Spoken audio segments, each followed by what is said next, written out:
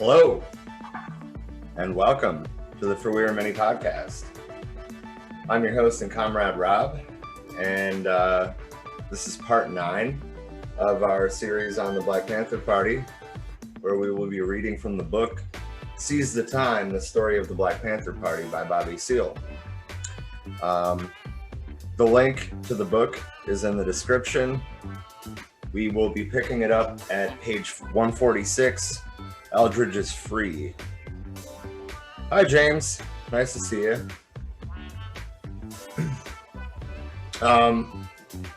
If you haven't noticed, I'm not ready for that yet. We are all over social media. Facebook. We have 2 groups, the Education and Discussion Group and the Mutual Aid Organizing Group. And of course, our website, our newly updated website, for wearemany.org. We'll be continuing to put things on there as we release them. And join us tomorrow for our piece on the German revolutions and counter-revolutions of 1848 and 49. Not to be confused with the Karl Marx, Frederick Engels book of the same name. We do discuss the book briefly, but we kind of talk about the situation and what it led to. Then, of course, Monday we have our current event stream. Next Tuesday, we'll be starting a Revolutionary Left Book Club series on the Communist Manifesto. And then next Thursday, we'll have part 10 of this series. If you're just joining us, once again, we will be picking it up on page 146. The link to the book is in the description, no matter which platform you're watching us on. But before I start reading, I'm going to play a bit of a Fred Hampton speech.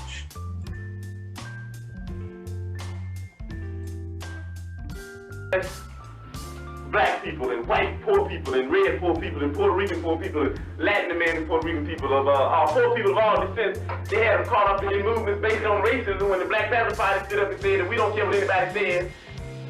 We don't think you fight fire with fire best, we think you fight fire with water best. We're going to fight racism, not with racism, but we're going to fight with solidarity. We said we're not going to fight capitalism with black capitalism, but we're going to fight it with socialism. We stood up and said we're not going to fight reactionary pigs and reactionary state's attorneys like this and reactionary state's attorneys like Hanrahan with any other reactions on our part. We're going to fight their reactions where all of us people are getting together and have an international proletarian revolution. Right on. Right on. And that's saying all power to the people. Right on. That's saying that no matter what color you are, there's only 2 classes. And that's saying there's a class over here and there's a class over there. And the reason that this class over here has never did anything to get this class off its back, because this is lower, this is upper, this is the oppressed, this is the oppressor, this is the exploited, this is the exploiter. And these people in this class have divided themselves. They say, I'm black and I hate white people. I'm white and I hate black people. I'm Latin American and I hate hillbillies. I'm hillbilly and I hate Indians. So we fight amongst each other. And you've heard the testimony of pigs here, and you got pigs of all colors, you know that. You got pigs that are white, you got pigs that are black, you even got pigs that are black and white.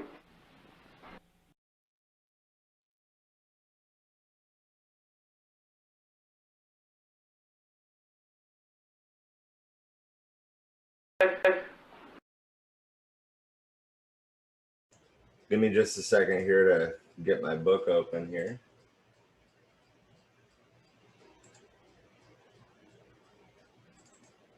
All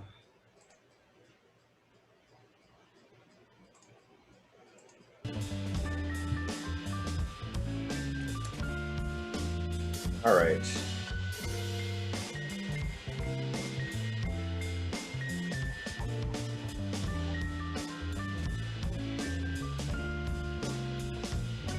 Eldridge finally got out of prison after the April shootout on June 6, 1968. The day Eldridge got out of Vacayville was a beautiful day. It was a great feeling to see Eldridge free once again.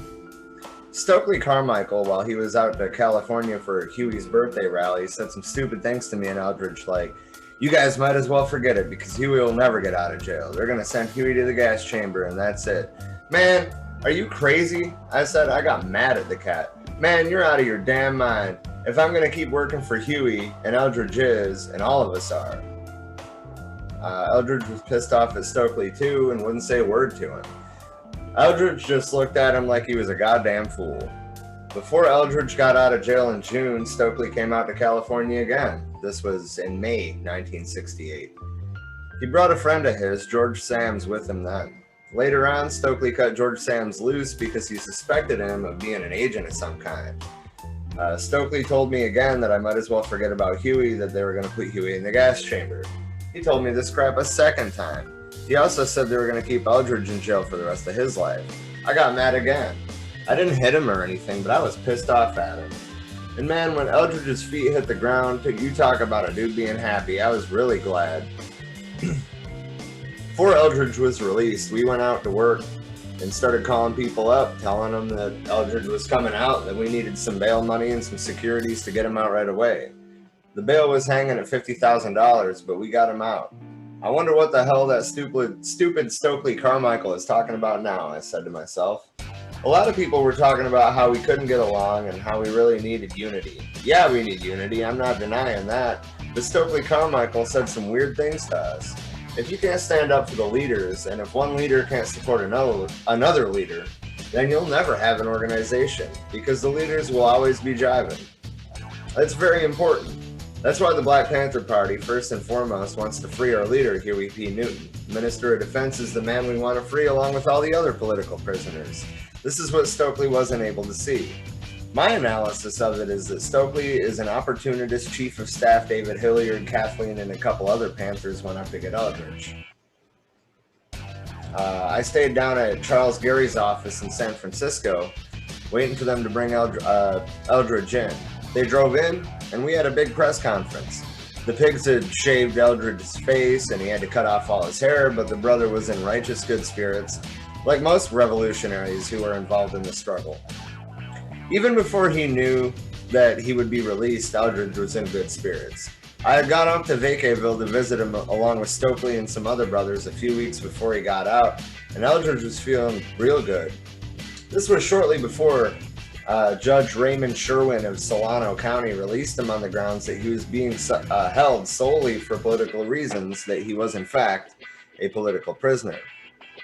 That day, after we had visited Eldridge in jail, I noticed Stokely running around talking a whole lot of crazy stuff about how he was going to organize the party and discipline the party and things like that. About half of the stuff he was talking about was cultural nationalism. It didn't relate. We needed brothers to help organize and educate more members, but Stokely still relied on that cultural nationalism, and cultural nationalism will not educate people. It makes racists out of them. Cultural nationalism is trying to popularize dashikis, the natural, the wearing of sandals, and the African dress. There's nothing wrong with having a natural. I have a natural and I like it, but power for the people doesn't grow out of the sleeve of a dashiki. That is something the cultural nationalists just don't understand. Stokely's game was that every Negro was a potential black man. I'm not quite sure what he means by that. But what we were trying to show him was that every black man must be a revolutionary if he intends to change this decadent society. A lot of Africans know that, but Stokely didn't seem to be aware of it at all. Well, they brought Eldridge down to San Francisco the day he was released. Kathleen, David, and the other Panthers brought him down to Gary's office where I was waiting. We had a big press conference there and then went over to Eldridge and Kathleen's house on Pine Street.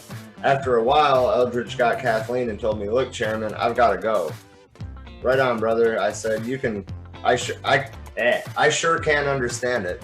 It's just like when I got out of jail a few months ago." He said, "I'm going to hide out for a day or two."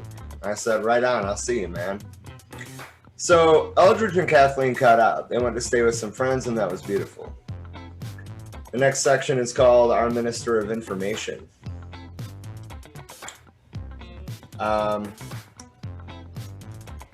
Shadid, if you want to say hi or something, I saw you popped in here. Yeah. Hello, how are you? Good afternoon, good evening. Not doing too bad, man. Yeah, just I was sitting in the background listening. That story is always intriguing. Yeah, for sure. Yep, Trisha is gonna be a few minutes. Yeah, she said that she forgot it was Thursday and she was doing her grocery shopping. Oh, yeah. But I mean, they were leaving when I started the stream, so it shouldn't be long. That's good.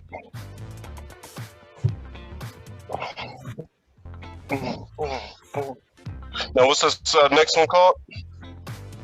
The next section is called Our Minister of Information, which I believe is Eldridge Cleaver, if memory serves me correctly.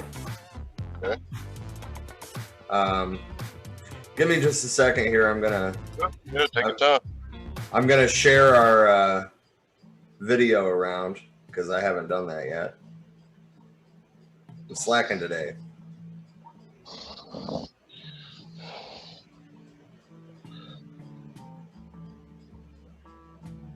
Yeah, I'm just over here trying to get some Kool-Aid together. Shouldn't even be drinking this shit. Yeah, I mean, actually, I'm kind of surprised that you are. Yeah. That shit ain't food. Liquid tastes good. You're not wrong.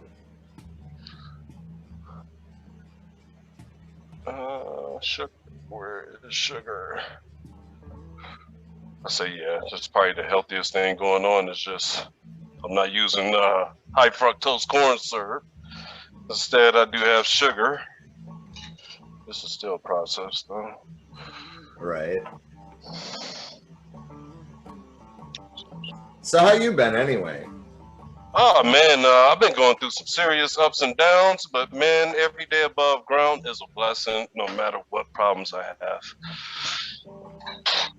Hell yeah. Yeah, man. Yeah. So if I'm not mistaken, man, me and Trish gonna be headed out your way soon. Well, I don't know about soon.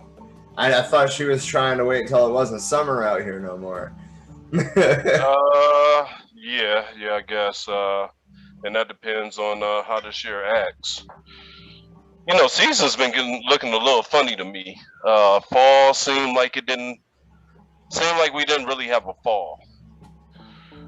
Seemed to kind of like transition from motherfucking summer to winter.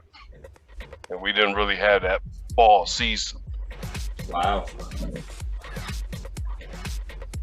It seems like here in the valley, we started off pretty hot. We had like 6 days in a row that were over 115, and the lows were above 90, which are both record setters. And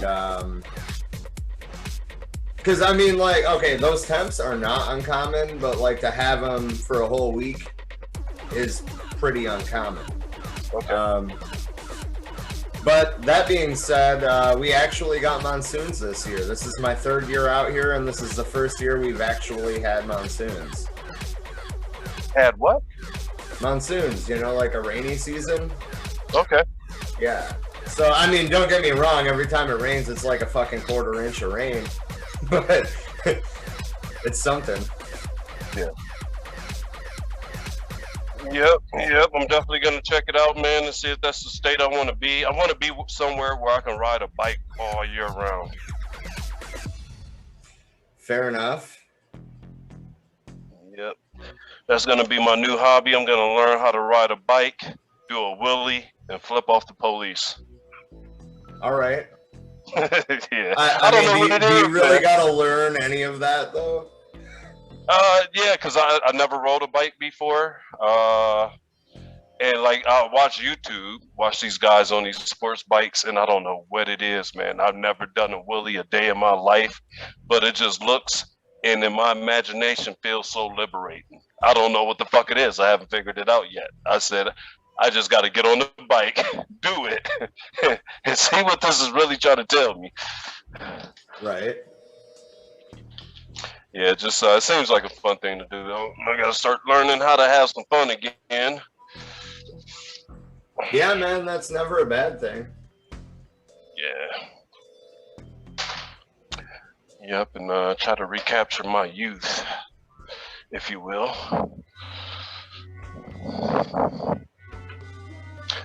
How about yourself, man? How's it been going your way? Pretty good, I suppose. Kind of been trying to find a job that I don't hate. You know, that's always a challenge. Okay. Yeah, man, I don't know. I mean, in terms of like my own life, I guess things have been going all right. That's what's up. I don't have any real complaints, so that's a blessing, right? Yeah. I mean, I'm pretty sure we can come up with some. We just rather do something else with the energy. Fair. Trisha finally joined us. Slow ass. Hola. Finally made it. Yeah. Hey, I totally forgot what day it even was. Hasn't been the greatest week. Fair enough. Shit happens. So just to catch you Lisa up, made it. Trisha, we Wasn't are, far away. Right. Yeah, that's fair. But just to catch you up, we are on page 148 at the section Our Minister of Information. I was kind of stalling though because I knew you were going to be coming in soon, so I was just bullshitting with Shadi for a minute. I appreciate that. Thank you, both of you. Give me just a moment.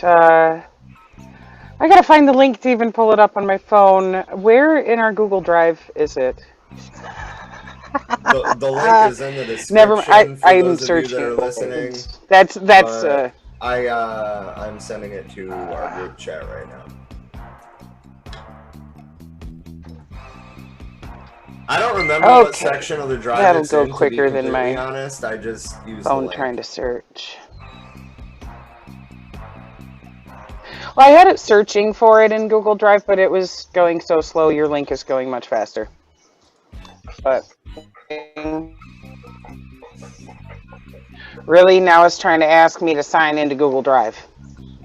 Well, I mean, I can get back to reading while you figure it out. Okay. All right.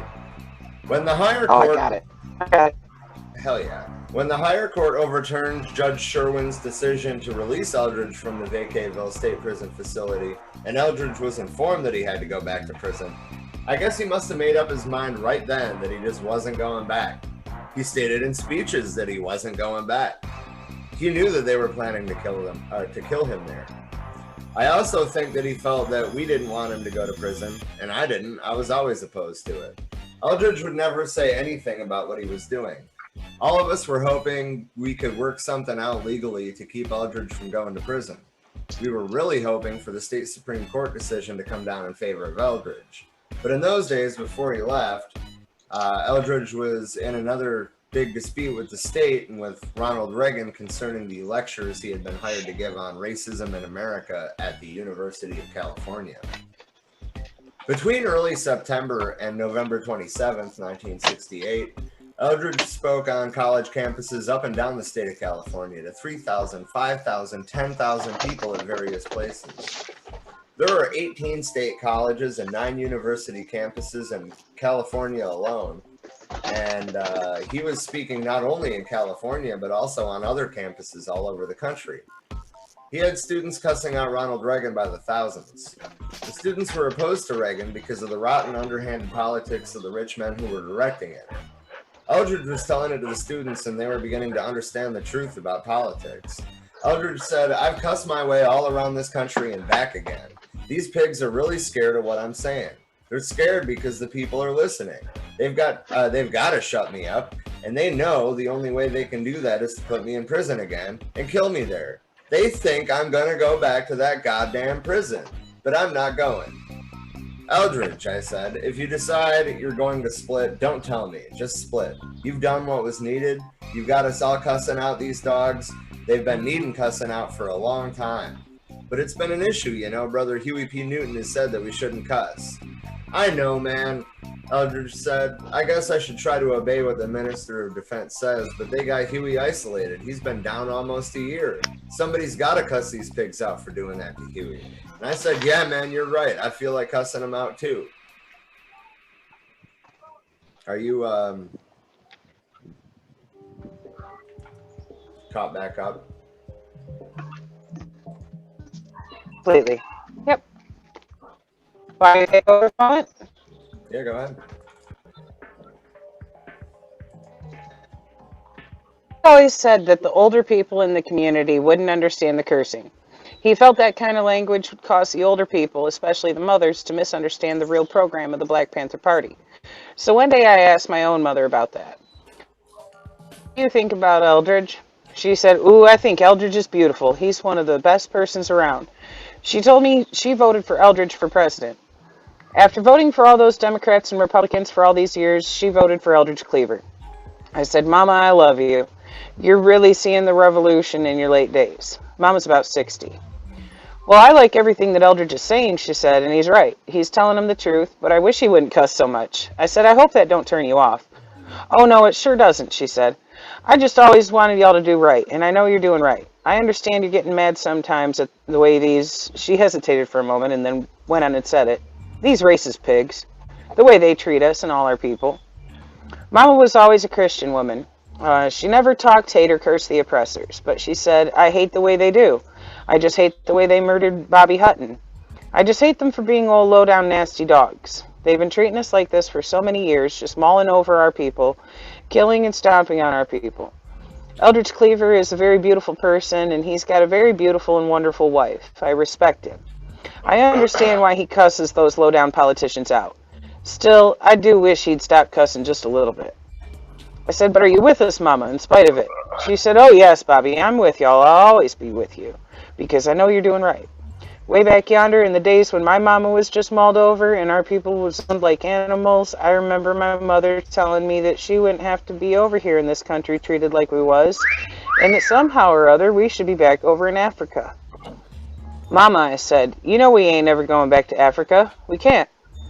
"Sure, I know that," she said. "I'm just telling you what my mother felt. But also, I know that you and Huey used to talk about Africa and going back, and visiting over there and so on, a long time ago. I guess all our people sort of dream like that, even the young generation. But I know y'all are just trying to do what you can, and I just hope nobody hurts y'all. But if y'all can do something for the people..." She sighed. "I'm old now," she said. "I wish I was young. I'd get right out there with you and Huey and Kathleen and Eldridge and all of you. But I'm old, and I just can't be in the Panthers, can't do your young ways. But I sure voted for Eldridge Cleaver." Of course, being my mother, she was bound to take our part and be on our side. But I hope she was telling it the way that a lot of older mothers felt. I hope they understand that when we cuss those politicians out, we're not cussing out our people. It's only against the power structure. It never shows disrespect to the people. We're honestly calling them what they are for messing over us. I hope that they understand how I feel against those who maintain this exploitation, this rotten capitalism and racism, the brutality, and all political, economic, and social evils. I hope these older people know that we have to stand up for ourselves. Some of them have Some of them have said, "Well, you wouldn't be getting attacked Go ahead. I was just stopping for a second to hit my cigarette there. Oh, you're good. Okay. Some of them have said, well, you wouldn't be getting attacked if you didn't say pigs and all. But we point out to them that our people have always been attacked, and now we have to let other people know what these racist pigs are. We have to redefine them for exactly what they are and stop letting them fool us. And mostly, I think, the older people do need to understand and are for us. Well, Huey wanted the people to understand the real 10-point platform and program. So Eldridge, in his position as Minister of Information, was laying it on thick, but with a creativity and a sense of humor that was only Eldridge's. I remember one evening, Eldridge was due to speak on Channel 44, a television station in San Francisco, on some talk show. I had arrived at the station first, and they led me back to one of those rooms with mirrors on the wall, stools and chairs to sit in, and wait for the program to come on. In came one of the guys who direct or produced that show. He said, look, tell Eldridge, please do not do any cussing on the program. It's live. Well, I don't know, I told him, you know how Eldridge is. He just gets so fed up with these politicians. When Eldridge arrived, I said, Huey said he'd be watching this, so I don't think he ought to be cussing on the program. Besides, and I couldn't help laughing, this old jive producer came by here and he was really worried about you cussing on the program. After all, it's live. Then Eldridge jumped up and said, What? They can't tell me what not to say.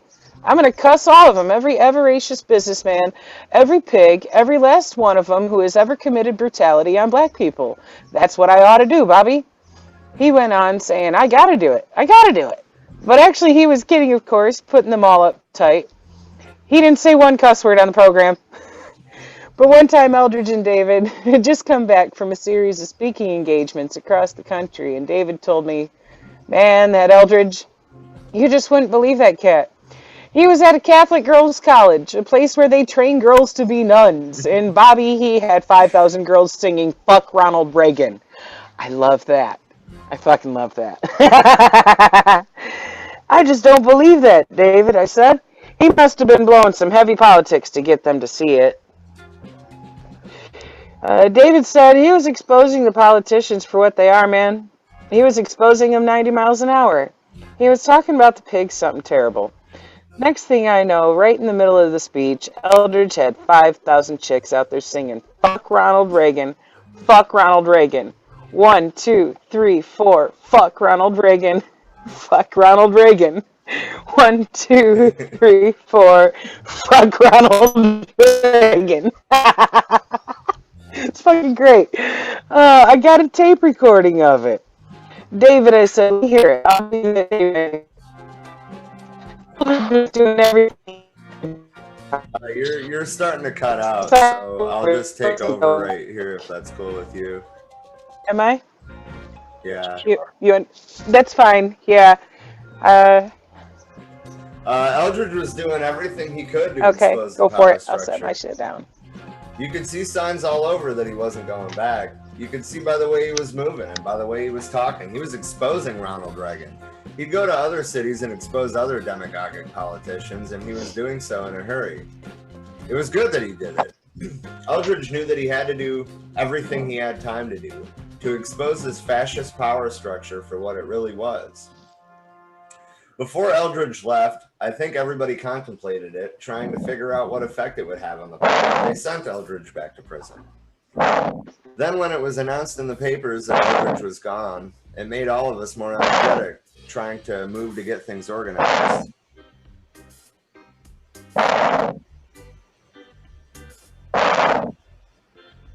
Shadid, I think you're breathing in your mic. Oh. I was trying to figure out what it was, and then I looked at it and I was like, it's gotta be that. So I was wondering too, like, wait a minute. Just the steady pace of.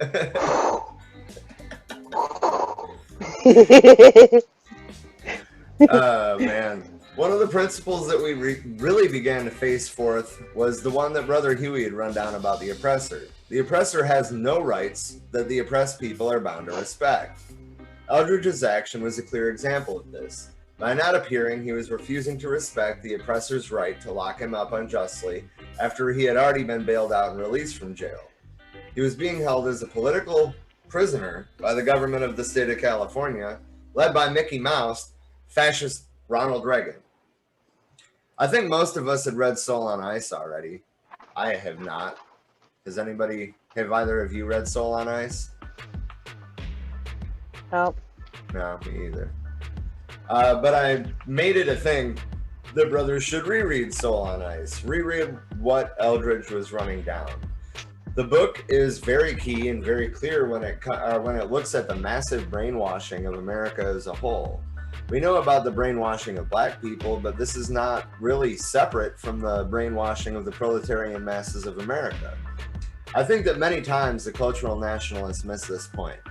We want to unbrainwash our people by telling them the true history. One must tell the true history in terms of the class struggle, the small minority class, ruling class dominating and oppressive, the massive proletarian working class. When I say working class, I mean those who are employed and unemployed, living below subsistence and at subsistence level. This book, Soul on Ice, really shakes loose the misconceptions that exist. When you read that book, you'll see that in the beginning, it was a brainwashed black man who was in jail. He had only the white ideals, the Western ideals, and the white woman. When he put the Playboy picture on the wall, he was saying that psychologically and personally, he fell in love with that woman. Then this racist cop guard inside the prison rips the picture down. Eldridge tells the guard that he doesn't have any right to rip it down because everybody's got pinups. The guard tells Eldridge, if you had put a pinup picture of a black girl, I wouldn't have said anything.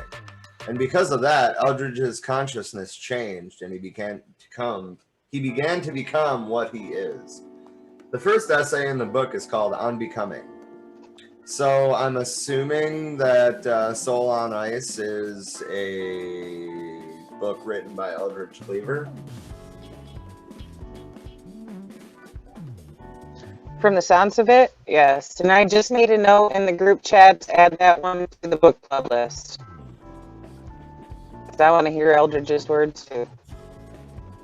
Oh yeah. I don't know much. If you want to, I'll write that down real quick if you want to take back over.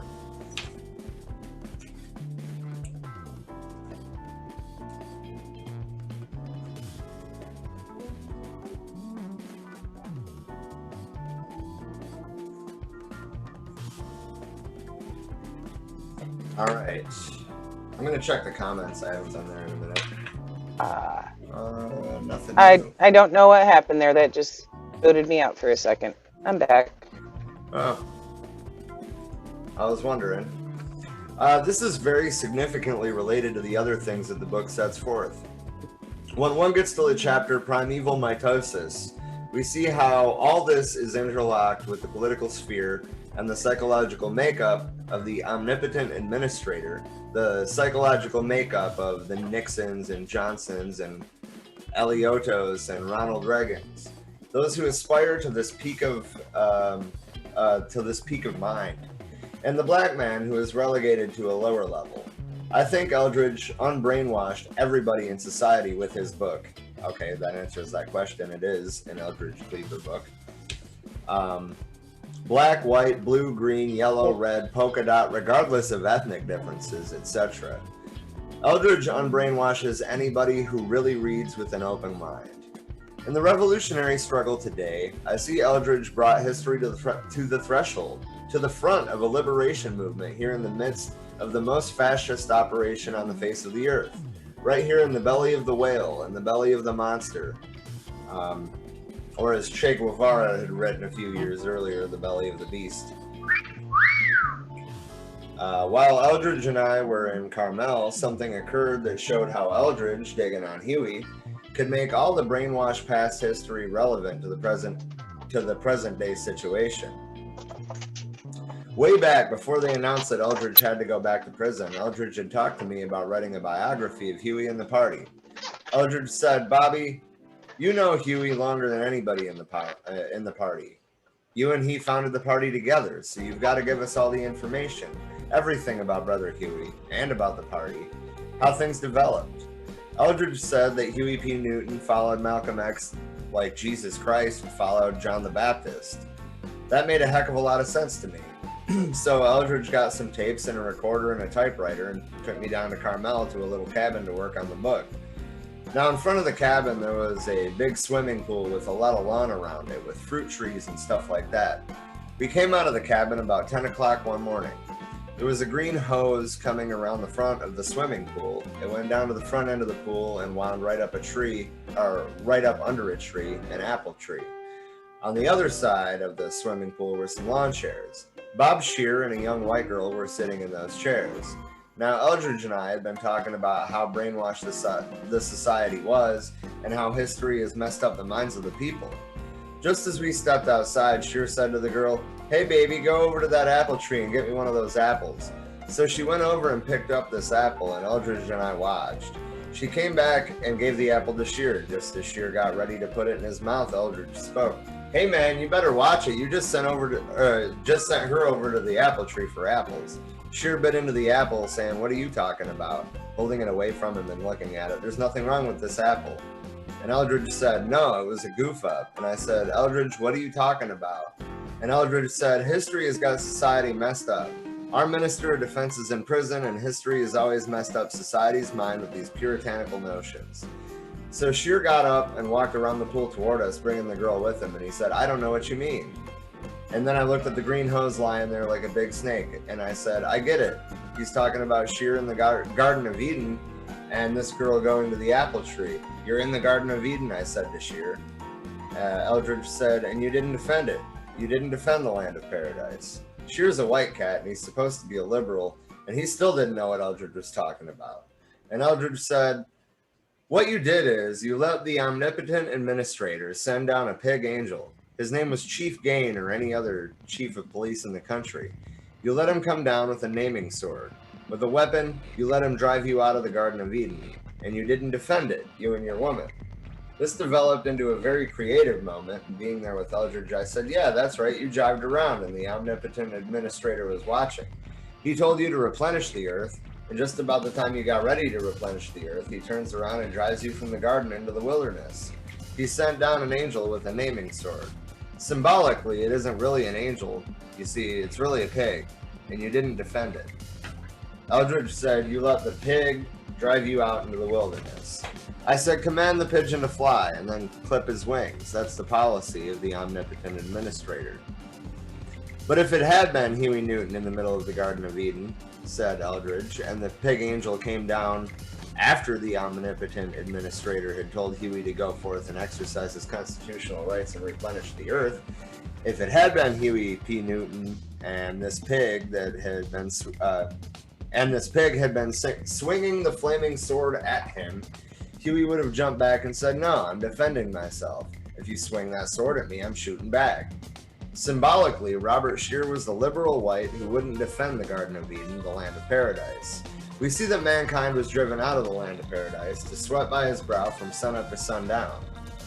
Whereas if Huey P. Newton had been in the Garden of Eden, he would have defended himself. He would have defended the land. He wouldn't have been driven out after being commanded to go and replenish the earth. It was no reflection on Seale, nothing that Seale had done. We weren't speaking of Seale himself. We use Seale in that situation as a symbolic of the liberal who won't do anything and really wants to sit around and jive and talk, when the next thing you know, the vicious fascist system, which calls itself God, and the omnipotent administrators at the top will have done in the people and taken away the land of paradise and the right to live in happiness and peace on the face of the earth. You have to defend the needed new system that's coming forth. Talking isn't enough. You have to fight for it. You have to work for it if you intend to have it. If you do anything other than that, you'll just be oppressed. That incident helped me to see the significance of Soul on Ice and how people are brainwashed. Many people have heard me talk about the Superman missions. I try to make this relevant to an everyday situation by talking about the concepts of the comic books. The Donald Duck comic books, Mickey Mouse, Archie, and Jughead, etc. These put forth puritanical notions and symbols that are directly related to racism. I began to see Superman was a punk, and that Superman didn't relate to replenishing the earth like Huey Newton and other real people do.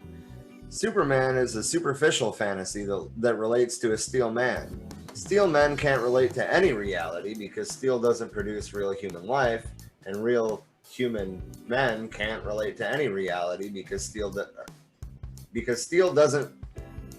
What did I do? I think I read the same line over again. Steel men can't relate to any reality because steel doesn't produce real human life and real human flesh. I talked about how Superman never related to Lois Lane, and that Tricky Dick Nixon and Lynching Baines Johnson and those types were the ones that were going to try to play Superman. The almighty gods with their anti-tank weapons and anti-tank missiles and hydrogen bombs and missiles that really destroy life. In essence, Superman is a phony and a fake. He never saves any black people in this country in any comic book stories. And this 30-year-old figure and other figures of Donald Duck should all have beards on. They are older than the hills. They are phony and absurd.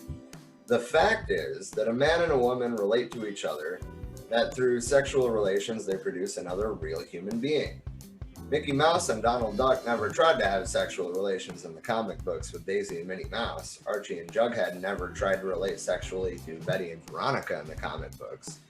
These things are very important in terms of how people are brainwashed in society. 2.5 billion people on the face of this earth came here through the process of a man and a woman having sexual relations. The omnipotent administrators taboo these things. It's this kind of brainwashing that produced the kind of people who believe that sex is nasty and talk about illegitimate children. A child, a human fucking being, cannot be illegitimate. These things come to be understood clearly when you read Eldridge Cleaver's book. Do you want to take back over, Trisha?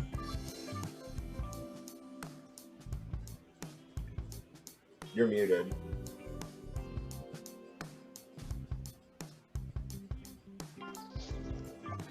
There we go. Welcome I know back. that did that. Thank you.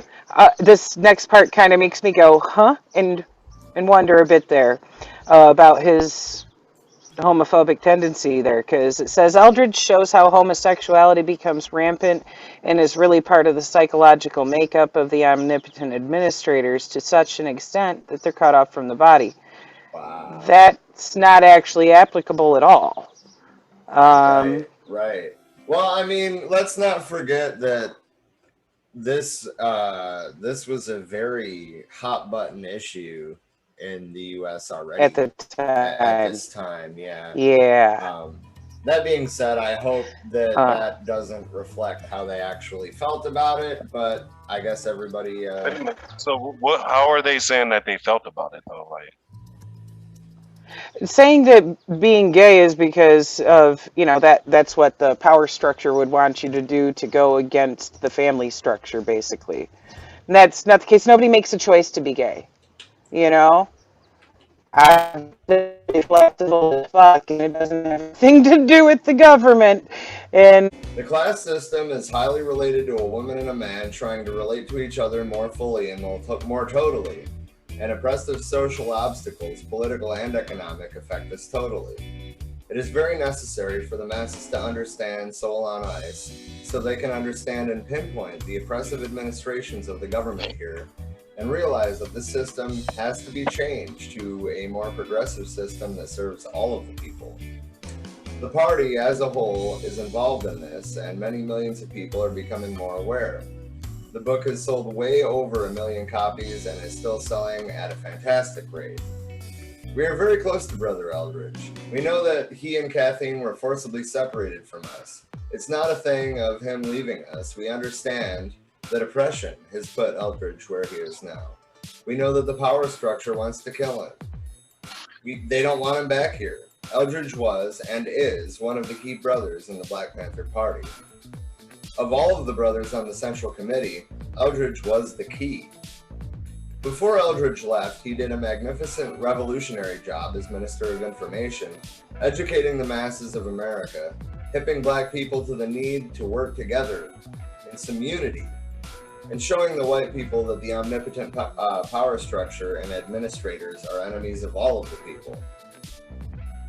I think that after he left, it made even more people become Black Panther Party members. Thousands of black people really began to check him out much more closely than they had checked him out before. Some of the party members had been very superficially relating to Eldridge, not really understanding him. But Eldridge's objective was to try and get people to be more concrete. He wanted those black brothers and sisters who ran off to one side and didn't really work closely with the people in the community to become part and parcel with the people in the community. And he wanted to move the liberal whites too to be revolutionaries. The next section is called Bunchy Carter and Bobby Hutton. Bobby Hutton was the first member of our party murdered by the police, and Fred Hampton and Mark Clark were among the latest. Between those murders, there was a long line of black brothers gunned down by racist cops and black racist cultural nationalists working with the power structure against the revolutionary program of the Black Panther Party. Bobby Hutton loved Bunchy Carter. Bobby Hutton used to develop alter ego relationships with different party leaders: Huey, Eldridge, myself, and Bunchy. His latest, at the time he was killed, was imitating apprentice Bunchy Carter. He tried to become more politically educated like Bunchy was, and he really dug Brother Bunchy because Bunchy had been in prison. It wasn't a boasting kind of absurd, I did this much time and I did that much time thing that Bobby related to. Bobby related to Bunchy because Bunchy was the brother who had come from prison and was back in the community working to serve the people. Bunchy also had an air about him that was stylish in the manner and environment of the black community that little Bobby readily communicated with. This manner is in the poetry that Bunchy would write and recite, and also in the sharp way that Bunchy dressed, the clothes of the people. We all have some sharp clothes, but Bunchy was always sharp, clean with a sharp suit, hip socks, and shine knobs. Little Bobby would see Bunchy with a big natural that was kept very neat, a big mustache, a sharp suit, and some clean clothes on, and he really dug the way Bunchy looked. At the same time, Bunchy wasn't selfish. Deep down inside, he really loved his people, and he loved them so much that when he saw them doing something wrong, he would cuss the brothers out to try to get them to understand the need to survive, to unify, to defend ourselves, and to be revolutionaries and work in the community to serve the people. This is the thing that surprised Bobby. Little Bobby was only 16 years old, and he wanted to be sharp. Living in poverty and seeing Brother Bunchy somehow stay sharp, and at the same time be a service to his community, kind of showed Bobby that he didn't have to get out of the party. He didn't have to say, well, I'm going to give up the party just to get me some sharp clothes, as some brothers would out of selfishness. Bunchy had it arranged so that on his parole he was receiving a fair sum of money working in a poverty program as some kind of assistant director. That's how he kept himself sharp. Well, one would first see Bunchy, one might think that Bunchy was a pimp or some kind of hustler off the block, but he wasn't. Not that he didn't know the pimps and hustlers. Bunchy was very well respected and well known throughout Watts and the black community in Los Angeles by many, many people. When he was murdered, the party had to go down and try to talk to some of the brothers because there were some 500 or 600 brothers throughout Watts that put shotguns in their cars and were looking for anything that looked like a member of Ron Karenga's U.S. organization that had murdered him. We tried to tell the brothers that we didn't want to drive war in the black community among black people, but at the same time, we wanted to see to it that those cats who did the killing were prosecuted. We felt that if the power structure didn't prosecute him, or if they used some kind of trick to let them go after prosecution, in the long run, this would prove to the people that the U.S. organization, black racism, and cultural nationalism were ultimately the tools of the power structure, and that they stagnate the people's revolutionary structure for needed change in the community. One of the cleanest things about Bunchy was his deep seriousness and honesty about need for revolutionary change. When Eldridge, I, or someone from Central Headquarters would give him an order to stop doing something, he would stop. If he thought he was right, he would come and sit down and argue with us, not in an antagonistic manner, but a manner that showed that he wanted us to show him where he was wrong, because he still felt that it should be done. But he would stop if ordered to. Bunchy also respected organization, which is another thing that little Bobby picked up from him. Apprentice Bunchy Carter was killed because a group of black racists and cultural nationalists from Ron Karenga's organization became the enemies of the people and in essence sided with the capitalist power structure. These pig black racists really work with the power structure against their own people and do it out of psychological need to hate white people just because of the color of their skin. Bunchy had been working in LA organizing the Black Panther Party throughout the city. In January of 1968, Bunchy had some arguments and small conflicts with the U.S. organization. Bunchy was concerned about the fact that the organization had been running around intimidating, threatening, and beating up a number of people in the community, in the Black Student Union, or BSU, and other small factionalized black organizations. Bunchy and the Black Panther Party were not about to be intimidated by anybody. These other groups asked Bunchy to stop Ron Karenga and take over the Black Congress of organizations that had been formed there, and Ron Karenga was in control of. Bunchy called up and told us that he was going to go and corner Karenga and his boys and tell them that they better stop their intimidation of those people. We told Bunchy to forget Ron Karenga because most organizations like his are bootlicking organizations not representative of the community, and that the people will choose the organization that serves them most. I told him on the phone, what you should do is get out in the community and forget Ron Karenga and the Black Congress too, and go set up these community offices.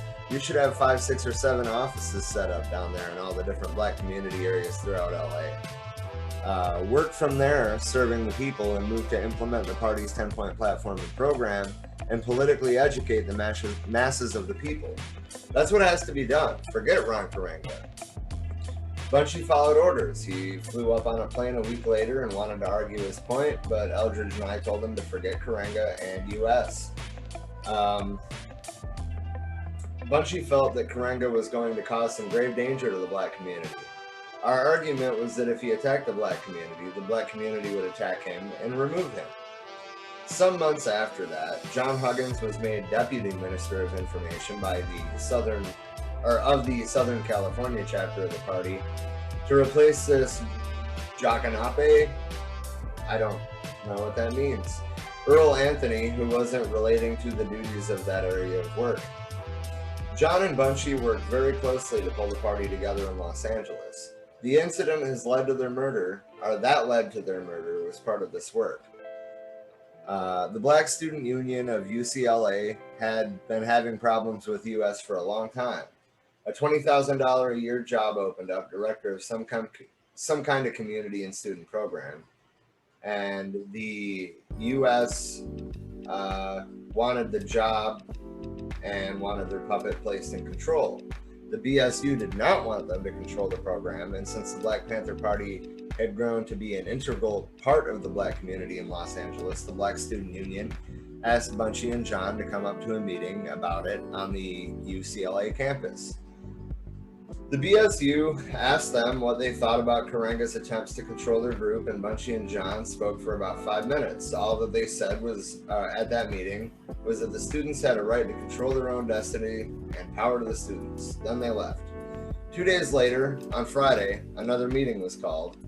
John and Bunchy repeated the same 5-minute power to the students rap. That was the day they were killed, murdered right there in the meeting room by those racist, murderous pigs from the US. Of course, Ron Karenga had no political power base with his cultural nationalism and black racism in Los Angeles. He runs around and has a little jive office stuck up somewhere, but everybody is aware of his game and his capitalistic set of little jive businesses, mainly service stations. Those businesses are not cooperatives. They're not here to serve the people. From his past record and his meeting behind the scenes with the Rockefellers, we know that he got those jive little businesses as a handout to trick the community on the concept of blackness and black is beautiful. Ron Karenga had no intention before and has no intention now of working in opposition to the power structure to change the system for the needs of Black America. All the murders of party members such as Bunchy, Little Bobby, John Huggins, Fred Hampton, Mark Clark, Tommy Lewis, and the brothers who were gunned down prior to Bunchy, plus a host of other brothers who were shot up and killed by cops and racist cultural nationalists across the country, have not destroyed the party. The arrests of our members have not destroyed the party. We pay a tribute to these dead brothers of ours, and every Black Panther Party member and the people in the community honor them.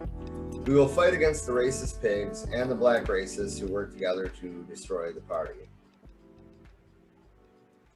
Is Trisha back yet?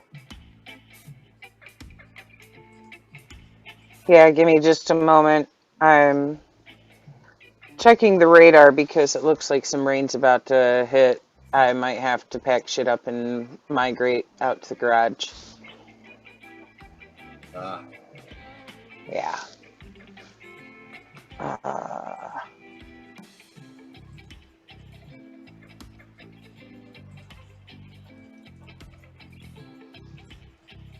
Yeah, like you can feel it in the air, it just shifted, so I was checking that real quick. Sorry, my apologies. Give me just a few minutes to get everything moved in there, and I will pick up and start reading there once I get set up in the garage. All right. Well, the next chapter is called Charles R. Gary, the Lenin of the Courtroom. Those are some high words. If the power structure tried to stop Charles Gary from going into the courtroom and defending people's basic human and legal rights and stop defendants from seeing their lawyers and having their constitutional rights, Charles Gary couldn't be stopped at all. He's the type of man who would go down to the pawn shop and buy himself a gun to defend his home and himself, because he's got enough insight to know that this system is corrupt. I even heard him say that he doesn't ever want to be a judge. Trisha, just so you know, I muted you because all I could hear was you moving around. Anyway. My bad. You're good. I even heard him say that he doesn't ever want to be a judge, not with the way the system is going. He never would want to be a commissioner or a politician. The way he explains it, the institutions are being used by big money and rich businessmen who control them. And he doesn't want to be a puppet for any of them. He said that he has made up his mind a long time ago about whether he was going to do his fighting in the streets or go ahead and work for the people and try to do it in the courtroom. We always respect the fact that he made that decision, and we're glad he did, because the people need somebody like Charles R. Gary, who is able to come forth and stand up for the people when he sees things going wrong and to defend the underdog. That is something that we know that Charles Gary has dedicated his life to. I have never seen a person like that, even in the Black Panther Party. Charles doesn't interfere in our politics. Sometimes he can almost see us making a mistake on some specific thing or situation, but if we disagree with him, he doesn't interfere in our politics. He doesn't try to run them or anything like that. Sometimes we found that our political relationships with some organization or group were slightly off key and didn't work out. Often it would be something that Charles had run down and told us we were making a mistake about. It's good to have a person around like that who will tell you you are making a mistake, and if you don't agree with him, he's willing to let you learn and still be a beautiful friend and comrade who's dedicated to defending you and who knows you're right. Just to go to Charles Gary's house. His wife is a very loving and very beautiful person. You're very welcome there. You're a human being. A lot of times we would go over to their house, and if we wanted a beer, we got a beer. If we wanted something to eat, it seemed like it was a real pleasure for Mrs. Gary to be able to fix us some food. A lot of times we would be run down. We wouldn't have eaten, and Charles knew it. And I suppose he told his wife quite often that we were running ourselves to death. Sometimes when we got over to their house, we'd be so run down and hungry that she could see it, and she'd start preparing food, putting things on the table, and telling us to help ourselves. This is the relationship we developed with Charles and Mrs. Gary. It is a very human relationship and one we cherish very, very much. Charles is a cat who doesn't back up from things. Back in the days when he was defending the unions who were striking or moving forth for better wages and better conditions, a lot of police pressure and big-time political pressure was put on many of the unions and the cats who were moving for a higher standard of living. Charles defended them to the end. We heard stories about Charles getting caught out at night by himself 2 or 3 times and cops jumping out of their cars and snatching Gary out of his car and brutally beating him. A man who took the time to be a lawyer to defend the people realizes and understands the pressures that come from the corrupt government when you try to stand on the side of the people. By finding these things out, I began to understand why Charles never wanted to be a part of the corrupt governmental system. Charles comes from poor, oppressed people. He's of Armenian descent, from people who were destroyed by being scattered throughout Europe and around the world when Hitler went forth to massacre and slaughter them during his regime. We don't know every detail of Charles's life, but we can see that he is a man who is dedicated to the survival and existence of the right to self-determination of human beings. We need a lot more history on Charles R. Gary so we can understand what motivates a man to be such a defender of people's human rights. One time... why do I keep yawning? One time when we were in Judge Lionel Wilson's court in Alameda County, Charles was defending my wife and me on charges that came when cops illegally entered our house. When Charles cross-examined this Berkeley cop who was trying to show he had reasonable cause to come in and search our house and arrest us, Charles caught him up in a whole lot of lies. Charles knows so much law it comes off the top of his head.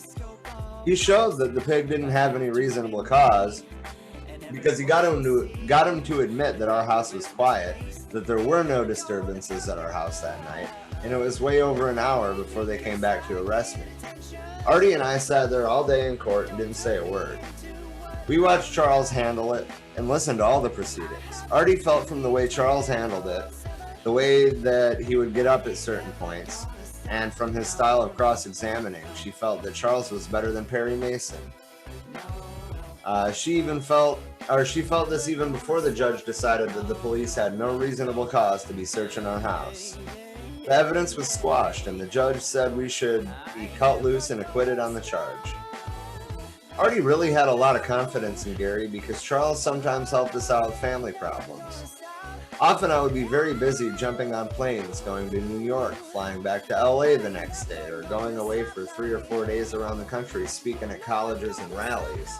A lot of times my wife would get very disgusted and I tried to get her to work more with the party. She has a tendency to want to look at TV and take care of the house. I was trying to show her she has to be a revolutionary politician too, even though we have a little boy. She would become very disturbed and didn't like it. She would go and talk to Charles, and Charles would try to get her to understand why I had to be away so much. At the same time, Charles would sit down and tell me that I was going to have to take some time off and be at home as much as I could because my wife was frequently upset because I was so busy with the party. Charles is not the kind of lawyer who isn't one-on-one with his clients. During Huey's trial, he'd get out and investigate the situation himself. He would talk to people to do a lot of personal investigation. When Bobby Hutton was murdered during the April 6th shootout in which the cops tried to ambush the Panther brothers, Charles was down there on the spot. When her house was raiding it, he was there investigating the house, how they surrounded it, the size of the apartment, etc. He's always getting into things and digging down in the guts of the case. That's the kind of guy he is. If you couldn't get there, he'd have somebody else do it. Sometimes he'd even get together with Chief of Staff David Hilliard and have David do some investigation work in and around different charges leveled against us. Or he'd get some of the brothers to look for evidence. Are you back in? In the morning, Almost, not quite. Done. All right. When he It's leaves, a lot of stuff to unpack it or unhook and pack back up. By So the time I got to between talk to like the somebody cooling and pad and give all me that a shit. number So that I needed to sorry, contact, give me a moment. so right. When he leaves the courtroom, Charles is always ready to sit down and talk to us at his office if he has time. He doesn't have much time these days, but when he has time, he is always ready to be one-on-one with us. Charles is the chief counsel of the Black Panther Party.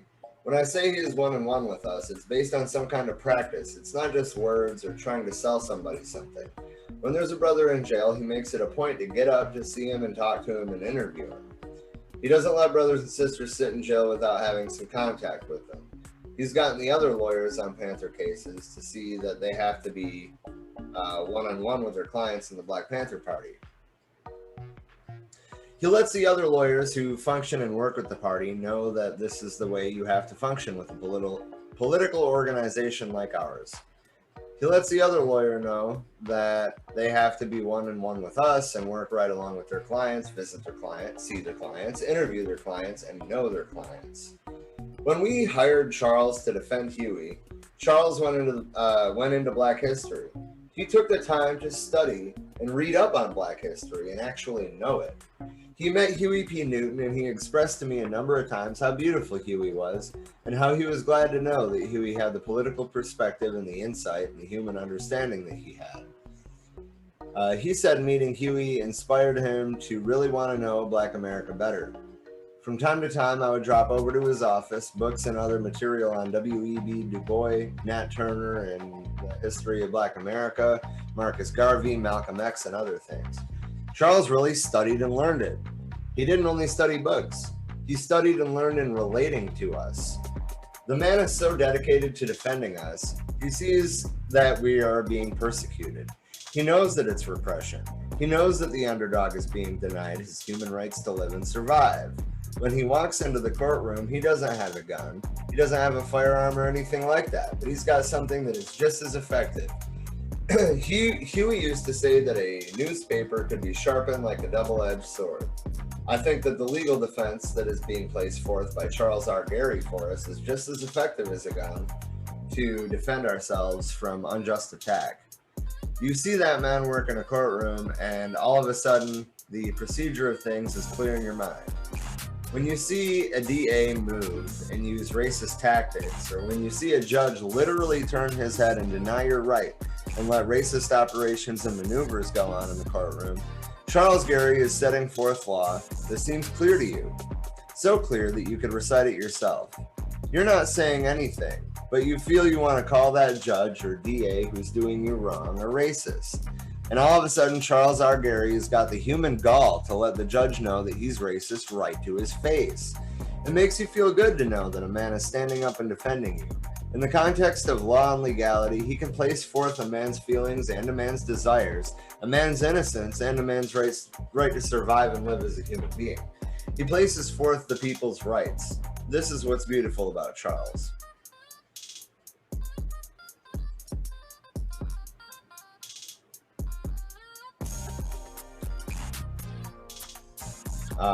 In studying Lenin's works, his writing and materials, one learns a lot about Lenin's ability to use language to set forth the correct philosophy of life as a human being on the face of this earth, and also about the tactics for achieving a correspondent world through revolutionary socialism. We turn it right back around and we look at Charles Gary and say that this man is the Lenin of the courtroom. Which, I mean, as I already said, that's a bold statement to make. At first, Charles was Huey's lawyer, and then he became my lawyer. As more attacks and more arrests came down, we got Charles on all the cases. Pretty soon he was the lawyer for the entire Panther Party. We've seen Gary's whole firm: Bernard Dreyfus, Al Brodsky, Frank McTurnan, Faye Slender, Jim Herndon, and the other lawyers who are associated with them working on Panther cases. And they're all very good lawyers. I went over there one day and they were all working on my case, Huey's case, the April 6th shootout, and all these brothers' cases, and Eldridge's case. We were filing suit against the city of Oakland, and they had a lot of court appearances to make. The whole office was involved in our cases. They began to handle other legal matters for us, helping us to get our income tax out and other things like that. That office was humming. We used to go over there off and on. The cats were working 10 hours a day, and we hadn't had a chance to raise their fees for 3 or 4 months at times, but they stuck with us. That's the thing we respect about Charles Gary, about that firm. Those people, the secretaries and everybody, took time to know us. Faye Stender did a lot of beautiful, heavy legal work for us on Huey P. Newton's appeal brief to the higher courts. The next thing we knew, Charles couldn't handle all the cases. Now McTurnan handles cases. Other lawyers across the country, the first name should sound fairly familiar here: William Kunstler, Francis Andrew, Gerald Lefcourt, Sanford Katz, Bill Green, Arthur Kanoy, and a number of others are also handling our cases. I hope those lawyers see Charles setting an example to defense lawyers, using the legal and proper tactics of the courtroom to bring out the true philosophy and ideology of the party and of any other progressive, revolutionary, and liberal people fighting for human rights and survival in a country that's growing more fascist every day. Charles is always ready to defend us. We've got communication with him on a human level. He's even lost a couple cases when we actually saw overt racist tactics employed in the courtroom, but we didn't jump up and say, oh, he loses cases. The human relationships you have with a person are the best thing, and we know that Brother Charles Gary will sit up and fight. He is where it's at. When the black lawyers tried to attack Charles just because he was white, we defended him. Charles kept Huey out of the gas chamber. We rightfully give him the credit. Charles turns around and gives it to us for organizing community and political support, but we give it right back to him. The only time that Charles was with me in Chicago was when I was arraigned and charged in federal court in April of 1969 in the Chicago conspiracy case. That's why I said that William Kunstler's name should sound familiar. We did a movie watch along, a long time ago, about the trial of the Chicago 7.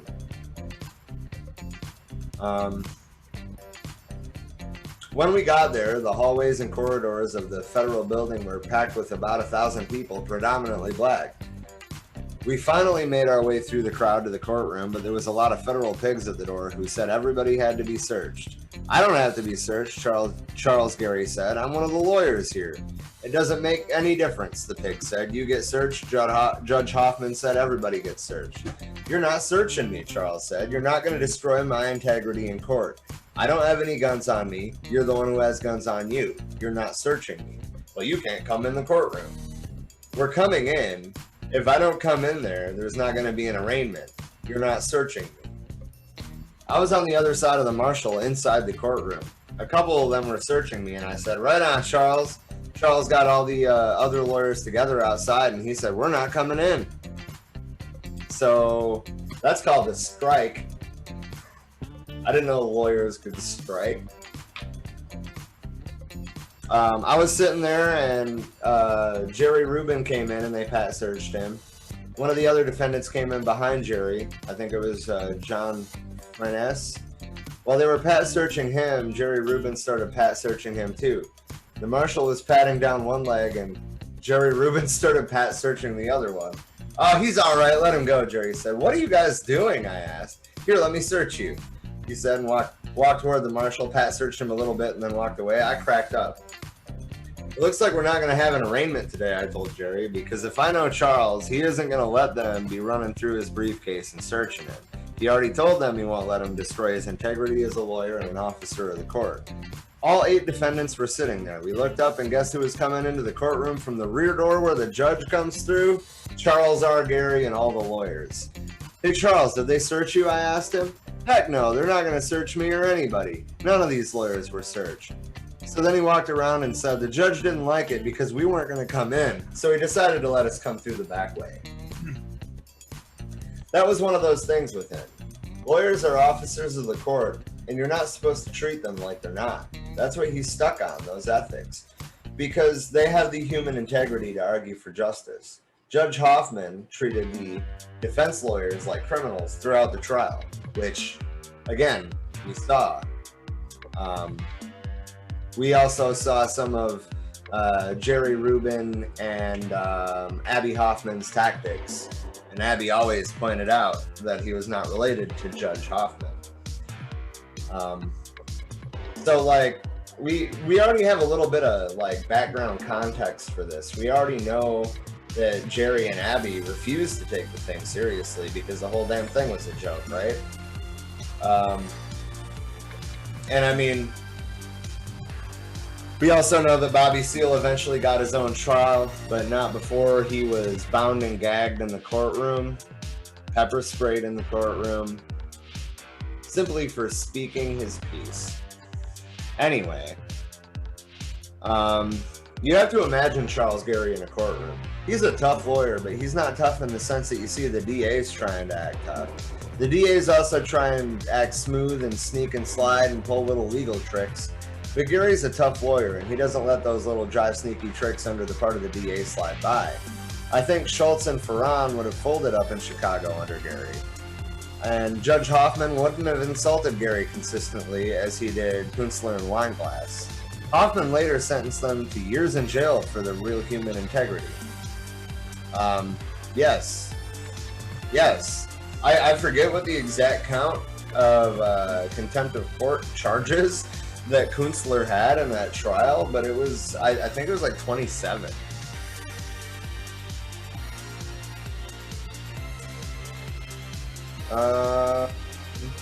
Just checking the comments, but there's not a lot of commenting going on today. Trisha, are you back yet? Almost. I'm setting everything up out here. I need just a second to get my phone plugged in before it croaks. And then I can find where you left off there. Well, right now I've been We listening, need to switch but... Right now I'm at the top of page 163. Okay. Give me just a minute, Rob. popcorn chicken. Gary's got so much law on top of his head that in the courtroom he comes out fighting. There's no bell rung, but there's a gavel struck. Somebody hollers, order in the court, or all rise, this court is now in session, pursuant to adjournment. While Charles is there, he's agile all day long. He's always moving. From the way he acts, you'd never know that Charles is 60 years old. When he's sitting there and he jumps up to expose a sneaky trick that a DA might pull, they have to watch out because Charles is coming off with so much law and it's going to be so explicit, short to the point, and clear. He's telling the judge that such low-life courtroom tactics shouldn't even be allowed, or words to this effect. This is where Charles is, and if you know Charles, you know he believes in what he's defending. He knows that he's defending something that's right, and he's defending someone who's right. He's really there to defend the trumped-up cases, at least those that we've been in, where you know that railroad operations are going on. He's ready to bring the facts out in matters where you just don't expect it. If you sit up in the courtroom and watch Charles work, he'll come out with certain things in defense of his defendants that you just don't expect. He doesn't take shit from anybody. He doesn't take shit from judges, DAs, cops, sheriffs, bailiffs. They don't mess over Charles because Charles knows the law, and he knows that he's defending it right. Some lawyers will let judges and DAs get away with a lot of crap, but Charles doesn't. He won't let them get away with a lot of junk. If there's a judge who respects law and real justice, I don't mean railroading, and I don't mean justice who only say they respect justice. But if there's a judge who respects justice, Charles respects him. If there's a DA who believes he's right, Charles doesn't run over the man. He's able to say, good evening, good morning, hello, and how are you doing? He's that type of person. He never forgets that there are many people who can be wrong, but they are still human beings, and he will treat them in that manner. But he won't let any bigots, racists, or fascists, whether they be sheriffs, cops, judges, or DAs, run over him, and we won't let them run over his clients. There have been cases where Charles has caught judges or DAs trying to pull slick tricks and has exposed them. He has brought the stuff out in courtrooms in some of the Panther cases. I've also seen Charles take a cop's testimony apart on the stand. I've seen him make 3 cops who think they're telling the same story tell 3 completely different stories, so that it sounds as if they happen in 3 different places. This is just a way of saying that Charles is something else when it comes to a lying cop on the witness stand. Especially when he catches a cop masquerading as a victim of an unprovoked attack, or when he catches a cop who has violated a defendant's rights. When Charles finds them masquerading like that, he really eats them up. He takes cops' testimonies apart. That's one of the beautiful things that Charles is good at, catching one of those pigs on the stand lying. Besides being our lawyer, our chief defense counsel, Charles Gary is also an honorary San Francisco police officer. He has a special police department badge. Dr. Washington Garner, a black doctor who knew Charles very well, was appointed to the police commission in San Francisco several years ago. Dr. Garner made Charles an honorary police officer and gave him a gold badge. It hit all the papers in the Bay Area. That upset cops all over California, the bigots and the racists, because at that time, Charles was right in the middle of Huey P. Newton's trial. We heard wild, crazy, upsetting racist remarks and stories. We read them in the newspapers as far south as Los Angeles. They were really mad. But Charles kept the honorary policeman's badge. He began to receive a lot of threatening letters after that, and we suspect most of those letters came from racist bigots who were on the police force. Charles started to give the honorary policeman's badge back, but when the bigots, racists, and fools started to scream, Charles decided to keep it. When he was defending Warren Wells, who was involved in the April 6th shootout, Charles took out his gold honorary badge during a recess and started waving it all around. Warren figured it wasn't a real badge and was frantically trying to whisper to Gary Charles, "Charles, you better put that away because they're going to arrest you. They'll bust you, man. You can't impersonate a pig, especially nowadays." You can imagine Warren Wells' mind going through all kinds of changes, with Charles Gary being the chief counsel for all of the Panthers and the head Panther lawyer. You can imagine Warren's mind going 21 ways, thinking that if one of those deputies saw Charles with the badge, his own lawyer was going to get thrown in jail. Warren got real excited when Charles was playing around with a few of the people in the court corridor during the recess, holding up his badge and saying, "See, I'm a pig too. I'm a pig too." Charles didn't want to upset Warren, and Warren couldn't call Charles a pig at all. No one could ever do that, because Charles R. Gary is a great revolutionary lawyer, a brother to our way of thinking, Lenin of the courtroom. So there's a couple notes, which number one is about knobs, and I was wondering what they were talking about. Knobs are up-to-date, stylish shoes with well-shined toes. Yeah. Pimp socks are men's socks that you can almost see through. They are usually nylon. An article from the Wall Street Journal on the... $1,000. Yeah, that's about the only good thing that happened today. I just finally caught up with where you were at there.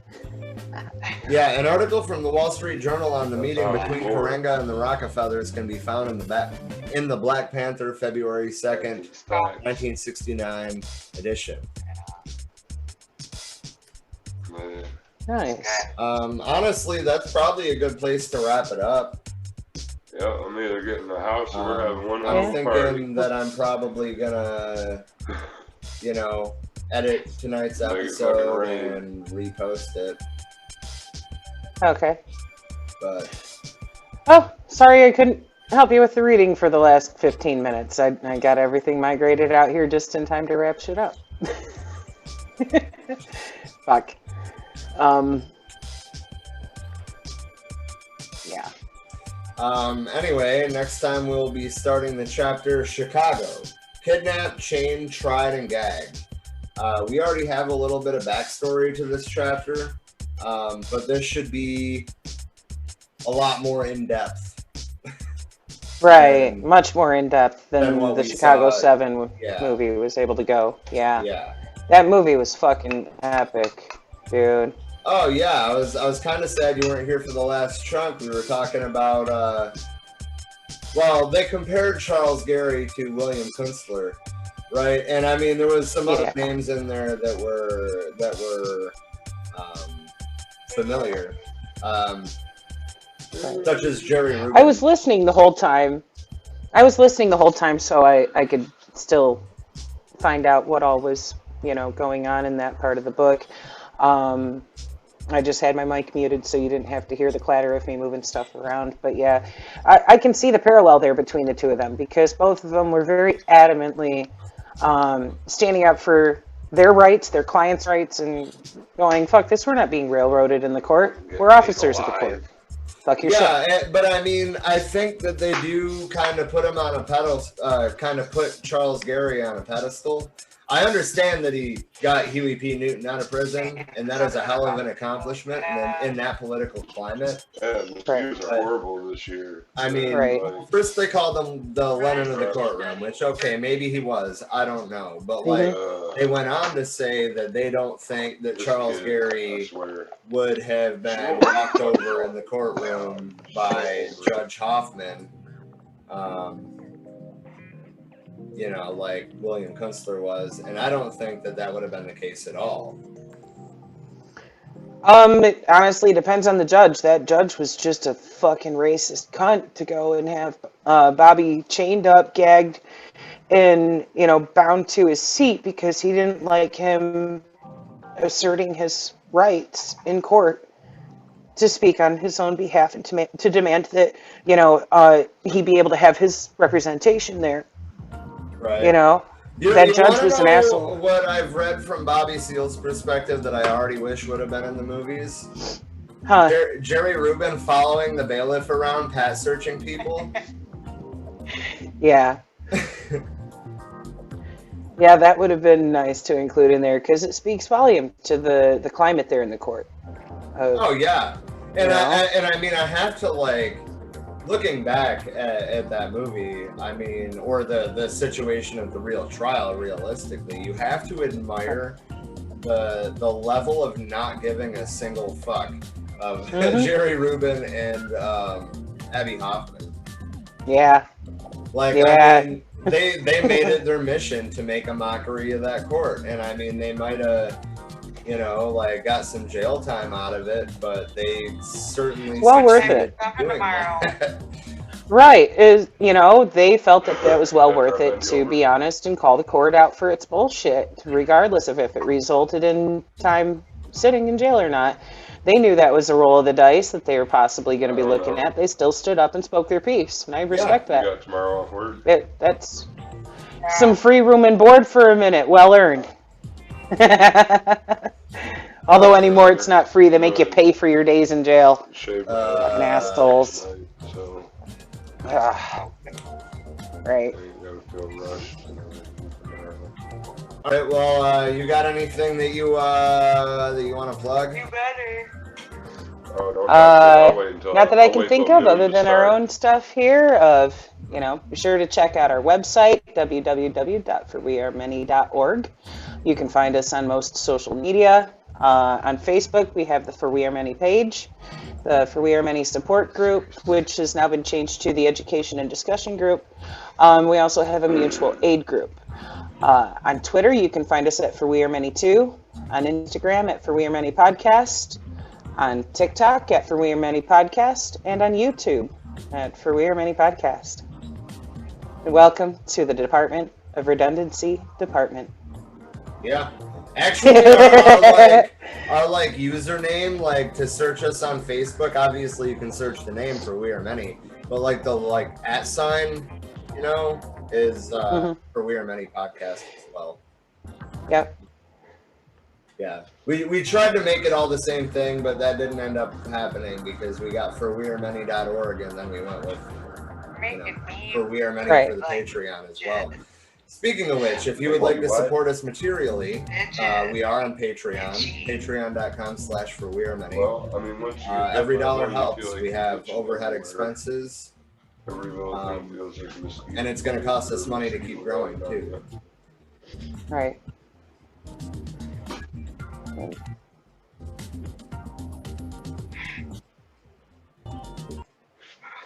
I want to smoke so bad, babe. My brother's on his phone next to me. I hear that. Sorry. Heather, your voice was just enshrined on our podcast. I want to smoke so bad. Right? We're about to blaze. So, yes, if you got them, smoke them, people. We're about to. Speaking of Free which, the this weed. isn't related at all, but the Senate, is it the Senate or the House? Our Congress is finally discussing the federal legalization of marijuana. Fuck yeah. Contact your representatives. Tomorrow, maybe I'll post something on our website, a copy and paste thing like I did with our thing about Cuba, which, by the way, the link to that is on our page. It's in the group. Right, just fill in the name of the representative that you're sending it to and fill in your own name and send. And contact all of your elected officials at the national level currently about the situation in Cuba. I'm not going to go too in depth on it. Watch Monday's stream if you want a little perspective on what's going on in Cuba. But either way, U.S. intervention is not the answer. Letting the Miami Cubans go to fight the Cubans to overthrow the Cuban government is an absolutely ridiculous idea. So awesome. And the only All of those things, they're trying to avoid talking about the embargo. Exactly. Even if there is an overthrow of the regime in Cuba, which I don't think most Cubans want, even if there is an overthrow of the regime, with the embargo still in place, their condition is not going to get any better. If you want to improve the material conditions of the Cuban people, we need to be vocal and the embargo, telling our representatives, our employees in Washington, to stop starving the Cuban people. Right. This situation right now is caused by our own government having this embargo. We're the ones limiting them from being able to purchase more food to import when, their crops took a hit this year. And that's the cause, as far as the immediate. But in the long term, we've had this trade embargo against them for over 60 years, limiting them from being able to freely trade, not just with us, but with a bunch of other countries. Who the fuck are we to tell a bunch of other countries across the planet that they can't trade with Cuba either? Right now they need food and fuel because their crops took a hit, and we're stopping them from being able to import food. I want to show you guys something. This happened during our stream. We got a false information flag. USA Today is saying that the U.S. embargo doesn't prevent Cuba from trading with other countries. No. The fuck it doesn't. That's its entire purpose. Time out. But this is a technicality, though. So technically they're not wrong because it doesn't prevent Cuba from trading with other countries. It prevents other countries that trade with the United States from trading with Cuba. Yeah. They have a choice. If they trade with Cuba, they're going to be cut off from trading with us. Right. So, I just wanted to address that, and if that means that we get flagged by Facebook, so be it. Fuck Zuckerberg. Yeah, we've been having a lot of red flag or shit. We've been having a lot of real issues with Zuckerberg lately. So, frankly, if you guys want to go to forwearemany.org and start interacting with our live streams there, they'll be hosted by YouTube. But you can make an account on our website and actually comment and engage in that way. Right. We're setting that up to have our own platform, so that way we're not getting the fucking suck. If we're able to figure out the widget where it'll connect the two, then cool. If not, either way, you'll still be able to log in right on our site and comment. Yep. We're working on that. We're building that. We're also starting to publish some more articles. We're working on that. We've got to get some more content up. There's a new one that we published a few days ago that I wrote. Go check it out. And if you are a writer or a content producer and you would like to network with us, shoot us a message. We're building columns there where, we can host your writing, have a regular column up for you on a weekly basis, things like that. We can host anything. By all means. If you want us to host video, we can. I'm not a huge fan of the video interface that WordPress offers, but it is a possibility. As well as hosting videos to our, YouTube and Facebook as well. We're more than willing to do that. For that matter, if you're somewhere on the left, that involves fighting fascists, I guess, then, if you're anywhere from a progressive liberal to a straight up fucking communist, we have space for you. Right.